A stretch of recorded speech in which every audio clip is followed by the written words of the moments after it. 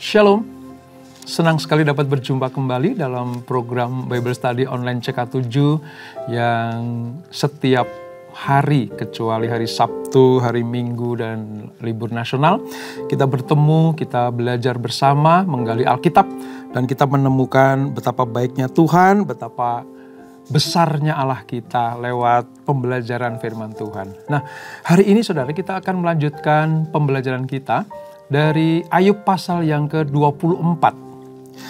Pada pasal yang ke-24 ini kita akan belajar bagaimana Ayub itu beranggapan seolah-olah Allah itu acuh terhadap keadaannya. Seolah-olah Allah itu tidak mau mempedulikan Ayub. Apakah benar demikian? Mari sebelum kita membaca, merenungkan, dan mengambil rema di dalamnya, kita akan minta Tuhan mengurapi kita. Kita sembah Dia, kita agungkan namanya. Kami datang kepadamu Tuhan, kami agungkan namamu. Kau Allah yang tak pernah meninggalkan kami, selalu ada, selalu ada bagi kami. Terima kasih, terima kasih. Thank you Jesus, thank you Jesus.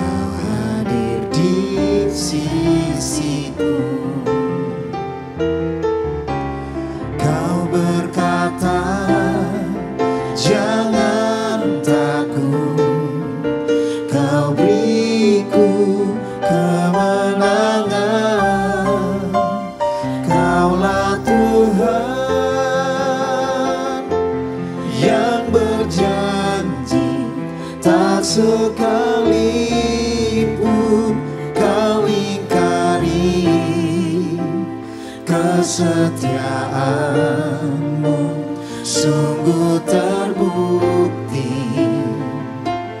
di sepanjang hidupku. Untuk selamanya ku kan setia melayani, mengasihimu. Tiada Tuhan sepertimu, Yesus. Kau Allahku yang setia.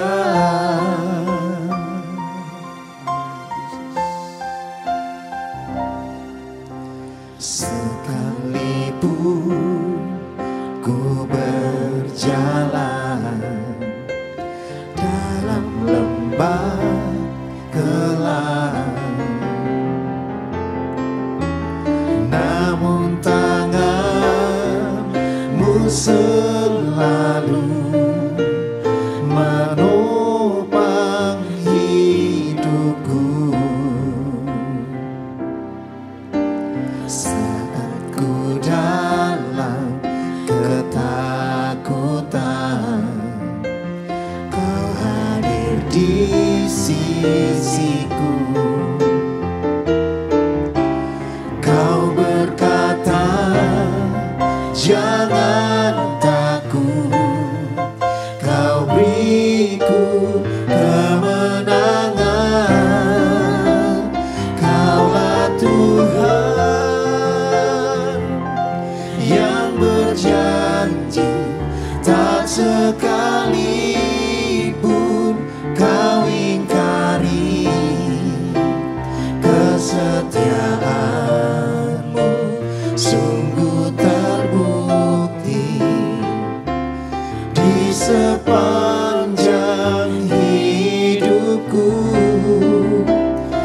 untuk selamanya.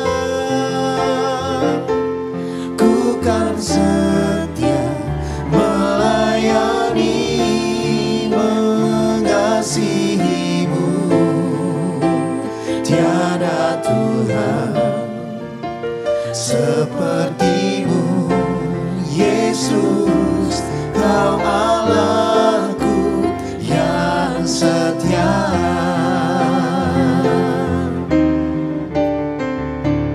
Kaulah Tuhan yang berjanji, tak sekalipun Kau ingkari kesetiaanmu. Sungguh terbukti di sepanjang hidupku. Untuk selamanya ku kan setia melayani, mengasihimu. Tiada Tuhan sepertimu, Yesus, Kau Allahku yang setia. Tiada Tuhan sepertimu, Yesus, Kau Allahku yang setia. Tiada Tuhan sepertimu, Yesus, Kau Allahku yang setia. Oh, Kau Allah yang setia, Allah yang setia buktikan, Kau buktikan kesetiaanmu tak pernah tinggal dalam hidup kami. Tanganmu tak melepas kami sendirian.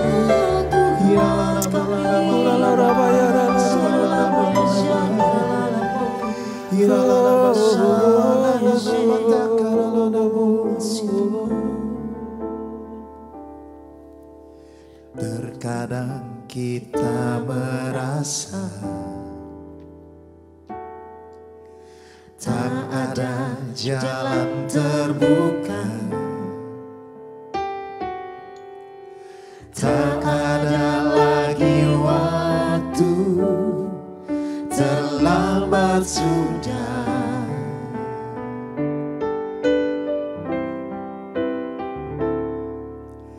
Tuhan tak pernah berdusta, Ya Yesus. Dia selalu pegang janjinya. Bagi orang percaya, mujizat nyata.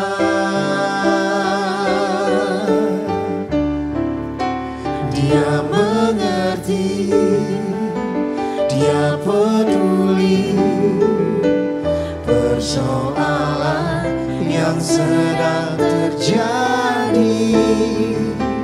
Dia mengerti, Dia peduli persoalan yang kita alami.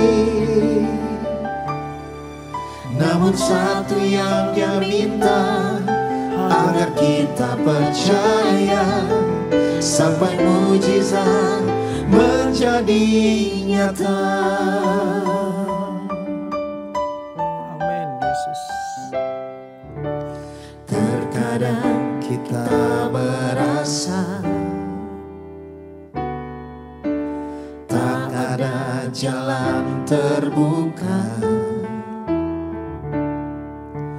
tak ada lagi waktu, terlambat sudah.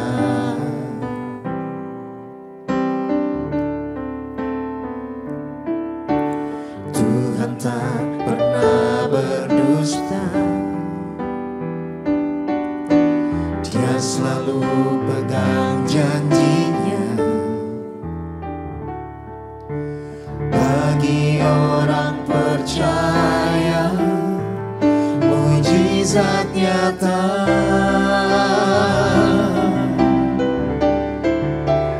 Dia mengerti, dia peduli persoalan yang sedang terjadi. Dia mengerti, dia peduli persoalan yang kita alami. Namun satu yang dia minta, agar kita percaya sampai mujizat menjadi nyata. Dia mengerti, dia peduli persoalan yang sedang terjadi. Dia mengerti, dia peduli persoalan yang kita alami. Namun satu yang dia minta, agar kita percaya sampai mujizat menjadi nyata.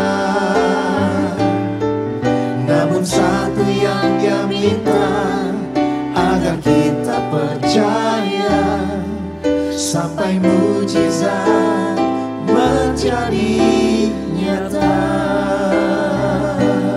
Amin. Amin. Amin.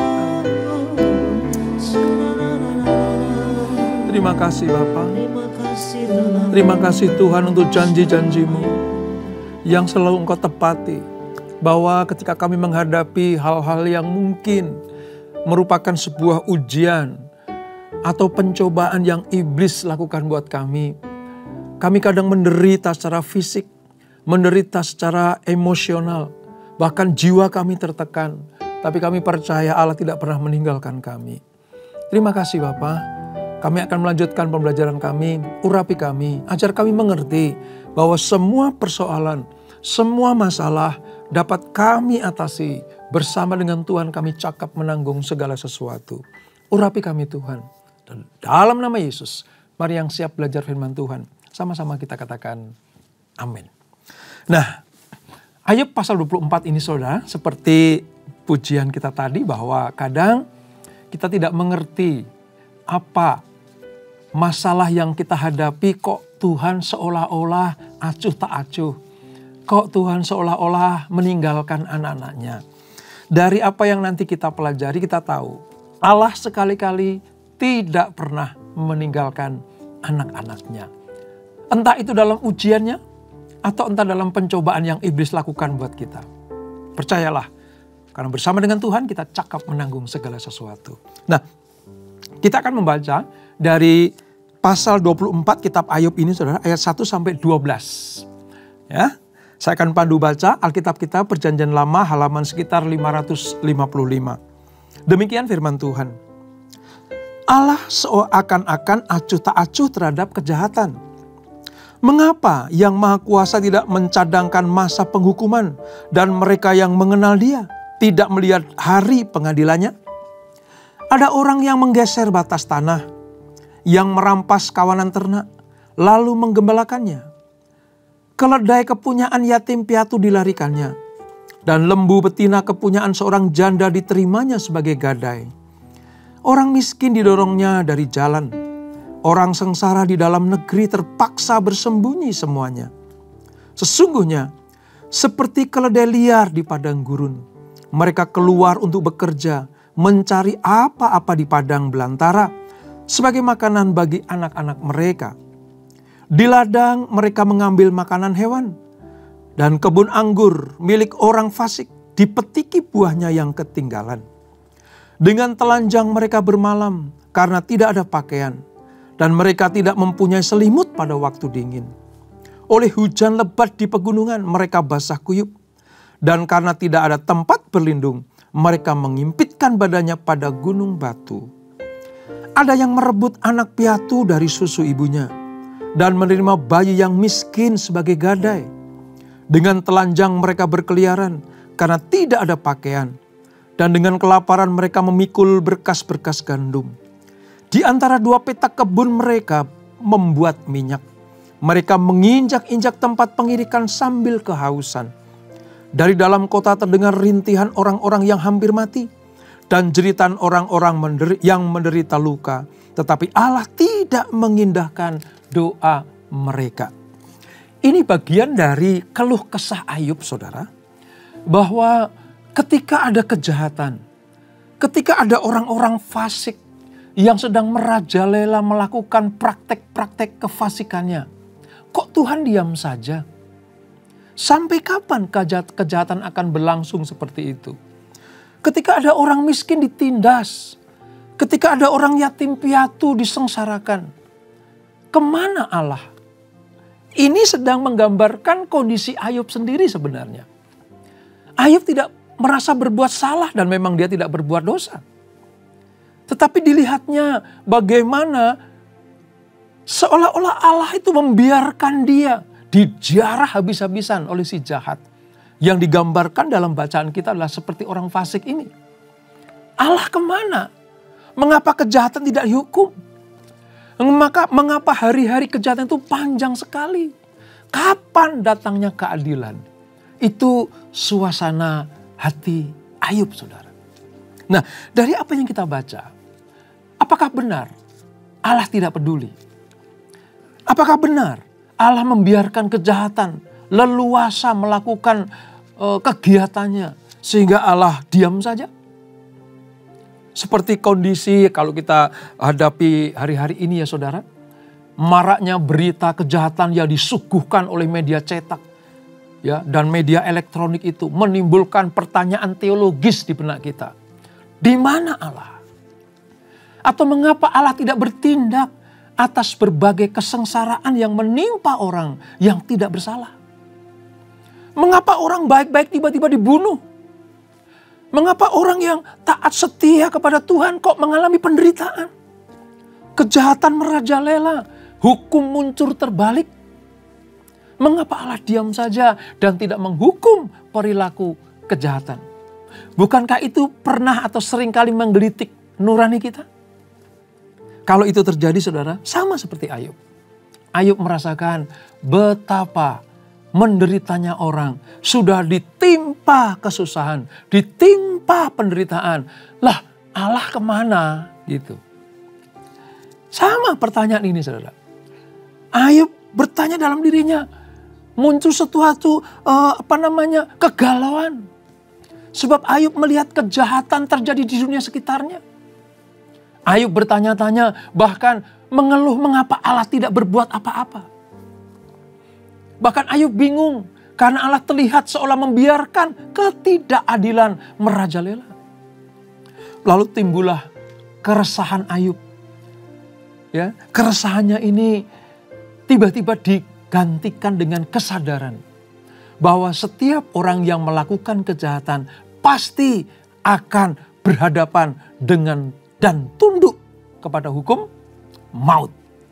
Coba kita lihat di ayat 18 saudara, ayat 18 sampai 20. Yang kita baca tadi adalah bagaimana keadaan yang sungguh sangat memprihatinkan, tapi Allah diam saja.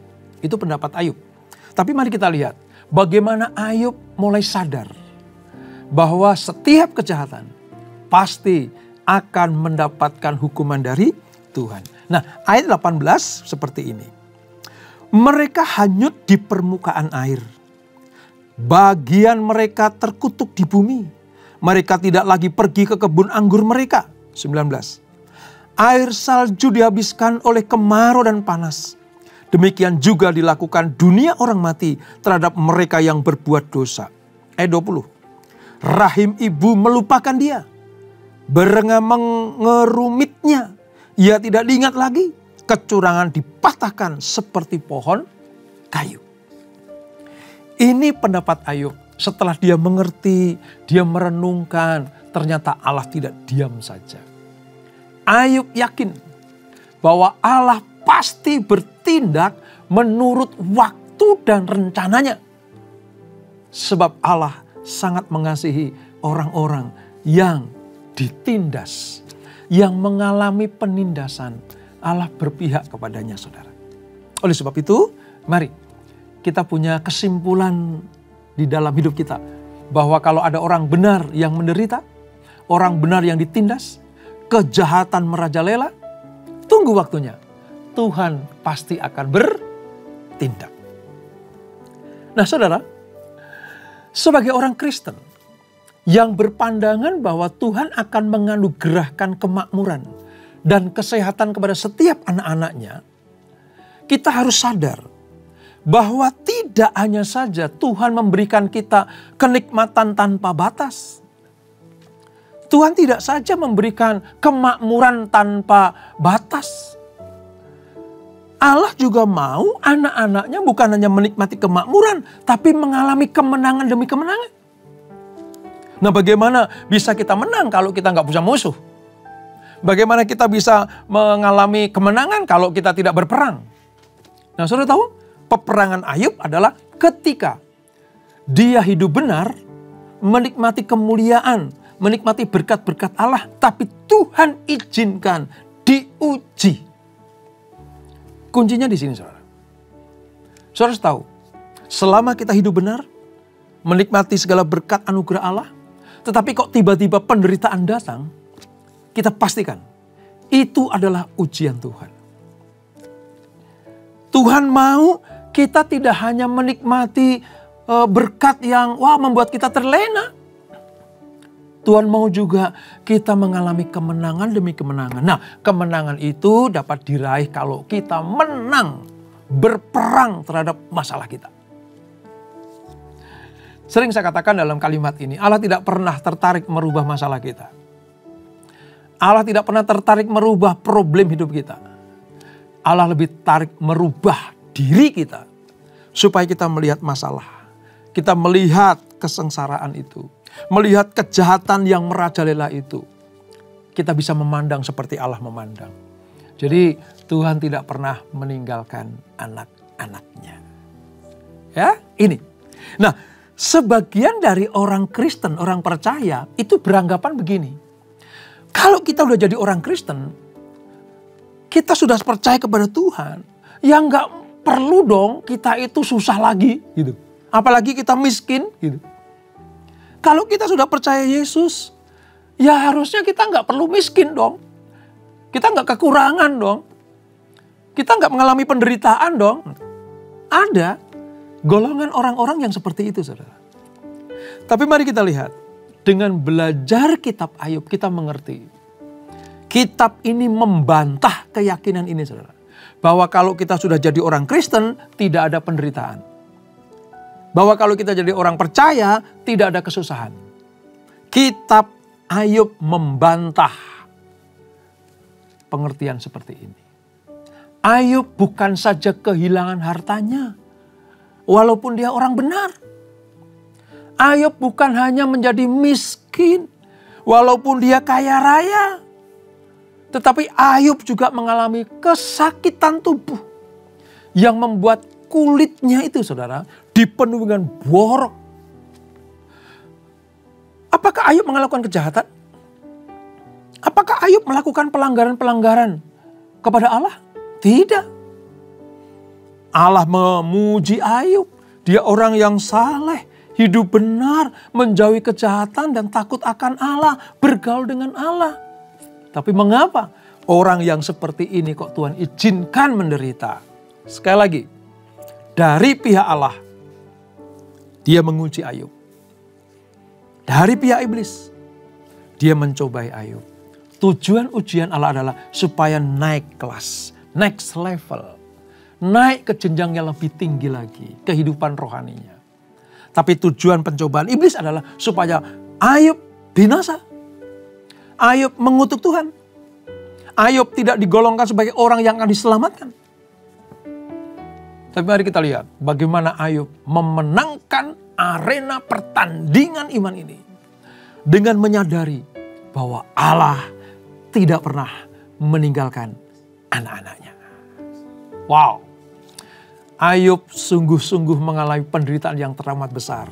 Tapi di akhir kitab ini kita akan melihat nanti bahwa dia percaya dan dia menikmati Allah tidak pernah meninggalkan anak-anaknya.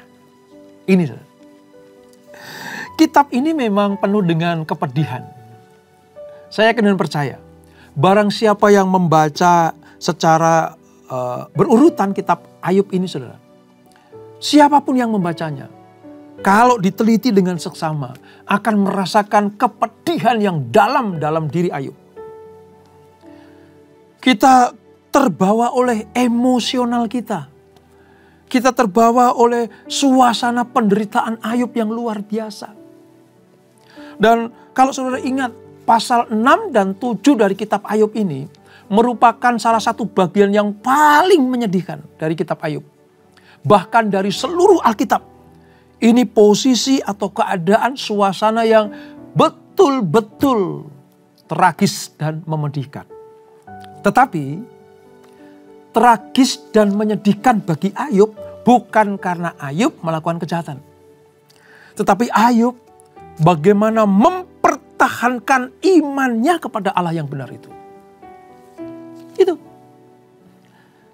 Saudara pernah baca kan? Di dalam pasal yang ke-6 dikatakan Ayub sampai mengatakan dalam dirinya, kiranya Allah berkenan meremukkan aku. Kiranya ia melepaskan tangannya, menghabisi nyawaku. Saking apa saudara? Saking Ayub melihat bahwa kok tidak ada hal yang baik ya yang datang gitu. Hadirnya ketiga sahabat Ayub tidak mampu menyelesaikan masalah Ayub. Bahkan tambah berat penderitaannya. Sebab apa? Ketiga-tiganya tidak mengerti. Sahabat Ayub tidak tahu. Benar-benar tidak melihat posisi Ayub yang benar di hadapan Tuhan. Yang dilihat sahabatnya cuman, oh Allah menghukum engkau hai Ayub. Makanya kamu mengalami hal seperti ini. Kamu berdosa, jangan lawan Allah.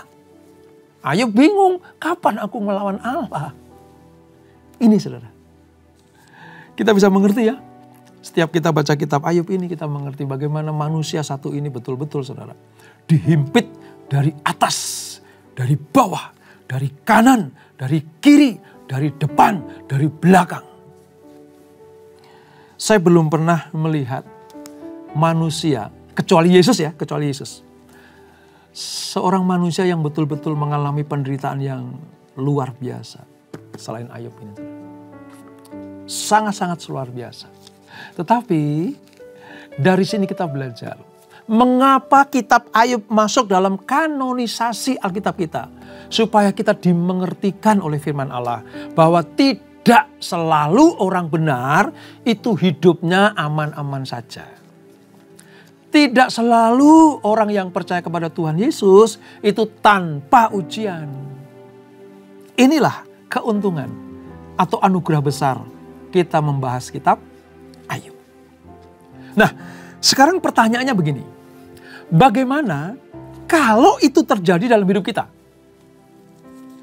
Dalam menghadapi penderitaan itu, kita harus seperti apa? Saya ingin sampaikan beberapa hal, saudara. Kita bisa memilih untuk melakukan dua hal ini kalau kita mengalami penderitaan. Hal yang pertama, mendekatkan diri kepada Tuhan. Artinya, ketika penderitaan datang, karena kita tidak melakukan dosa dan pelanggaran, kita mendekat kepada Allah.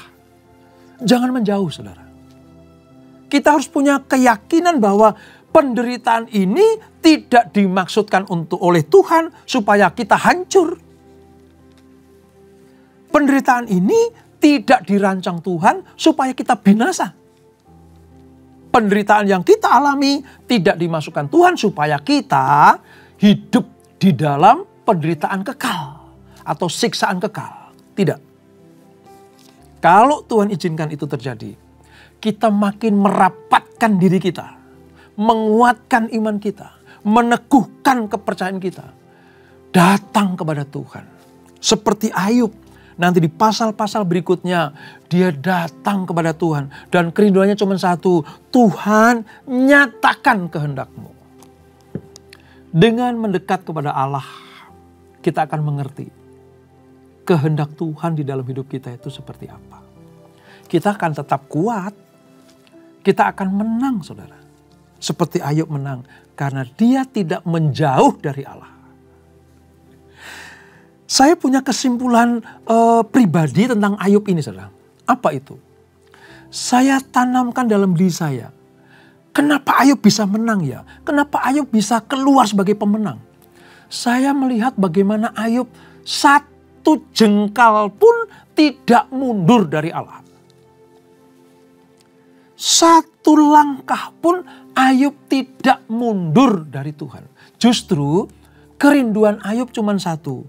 Tuhan, tampakkan dirimu. Tuhan, nyatakan keputusanmu. Ini, saudara. Itu yang pertama ya. Jadi kalau mengalami penderitaan, jangan menjauh dari Tuhan. Justru semakin dekat kepada Tuhan. Yang kedua, jangan pernah kita mendekatkan diri kita kepada lawan Tuhan. Kalau tadi mendekatlah kepada Tuhan. Tetapi yang kedua, kita jangan mendekat kepada lawannya Tuhan. Karena dalam hal ini yang punya persoalan itu sebenarnya Tuhan dan iblis kan. Ayub gak tahu apa-apa. Ayub gak ngerti apa-apa. Saudara.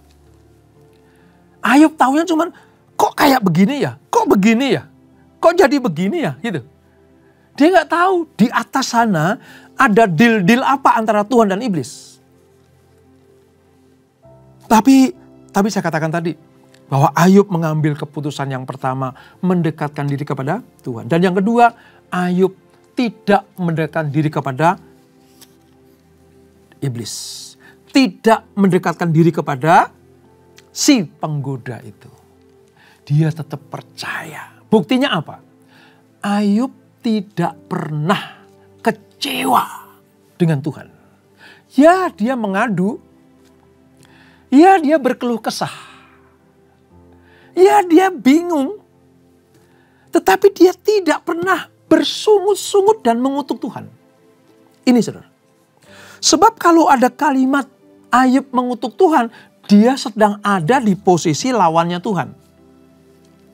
Ingat di pasal-pasal awal ketika istri Ayub minta Ayub mengutuki Allahnya. Apakah jawab Ayub? Apakah kita mau dapat terima yang baik saja dari Tuhan? Yang tidak baik seperti tidak kita terima? Dari situ saja kita mengerti. Ayub tetap ada di barisan Allah. Bukan di barisan si pencuri, pembunuh, dan si pembinasa itu. Yaitu iblis. Dua hal ini yang harus kita tanamkan dalam diri kita. Kalau menghadapi masalah, semakin dekat kepada Tuhan. Yang kedua, jauhi kejahatan, jauhi sungut-sungut, jauhi kekecewaan yang mendalam. Sebab pujian kita mengatakan tadi, Allah tidak pernah meninggalkan kita. Wajahnya menyinari kita, tangannya menopang kita. Dan Tuhan selalu memberikan jalan keluar kepada kita. Di tengah-tengah ketidakmengertian tentang penderitaan yang kita alami, jangan pernah lari dari Tuhan, saudara. Justru sebaliknya, semakin melekat kepada Tuhan. Dua hal ini biar menjadi pegangan kita. Ya. Dua hal ini biar menjadi sebuah senjata kita untuk kita mampu mengalahkan masalah. Jangan menghindari masalah. Kemanapun kita lari, kalau itu kita hindari masalah, masalah akan mengejar kita. Masalah harus kita hadapi. Karena bersama dengan Tuhan kita cakap menanggung segala sesuatu. Nah, sedikit tentang posisi Allah ya saudara. Allah itu bukan tidak peduli terhadap kesengsaraan yang diderita manusia. Dia bukan Tuhan yang tidak menindak para pelaku kejahatan. Tuhan juga bukan yang berpihak kepada ketidakadilan.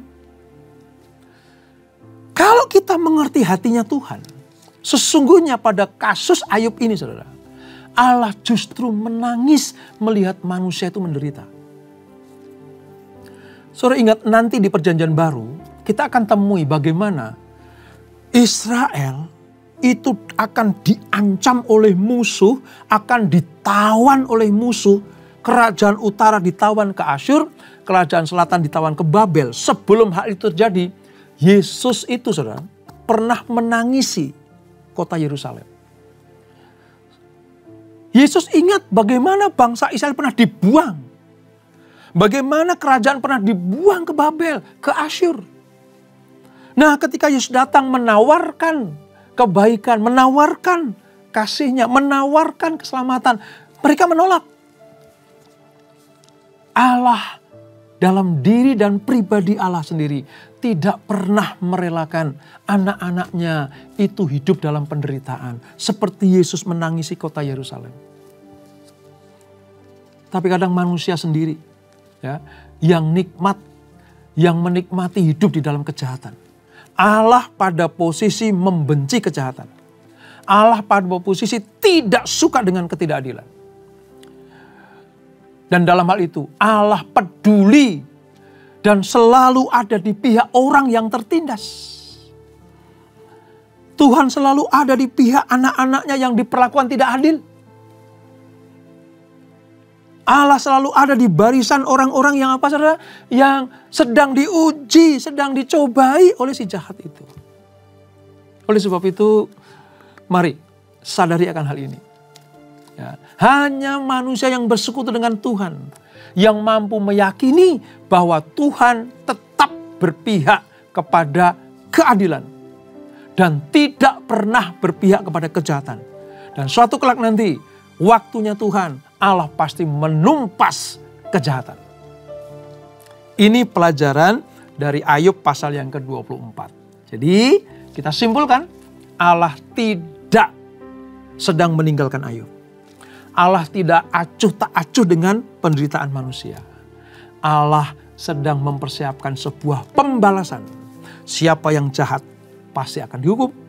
Siapa yang berbuat tidak adil pasti akan memakan buahnya. Karena Allah pasti menghukumnya. Oleh sebab itu tetap percaya kepada Tuhan. Penderitaan apa yang sedang saudara alami? Persoalan-persoalan seperti apa yang sedang saudara hadapi? Mari tetap melekat kepada Tuhan.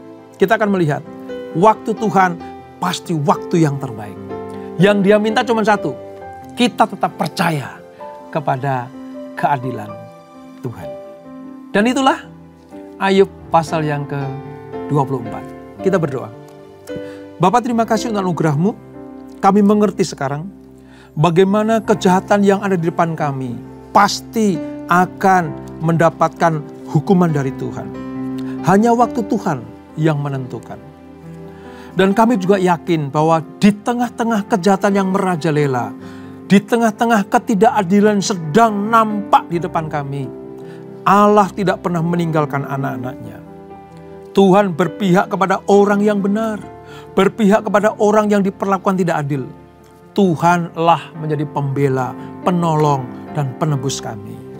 Terima kasih Bapa, berkati kami semuanya. Kami mengerti kisah Ayub ini membawa kami kepada pengertian Allah selalu berpihak kepada anak-anaknya. Berkati anak-anak-Mu, berkati kami semuanya. Dan sebelum kami tinggalkan acara ini, kami siapkan hati kami terima berkat yang daripada-Mu. Kekasih-kekasih Kristus, arahkan hatimu kepada Tuhan. Terimalah berkat kasih anugerah dari Allah Bapa yang berlimpah-limpah di dalam anaknya yang tunggal Tuhan Yesus Kristus. Dan persekutuan yang manis dan Roh Kudus menyertai kita semuanya. Mulai saat ini sampai Maranatha. Yesus datang yang kedua kali menjemput kita semuanya. Bertemu di awan-awan yang permai. Menikmati kemuliaan kekal sampai selama-lamanya. Yang diberkati. Sama-sama kita katakan amin. Amin. Amin. Tuhan Yesus memberkati.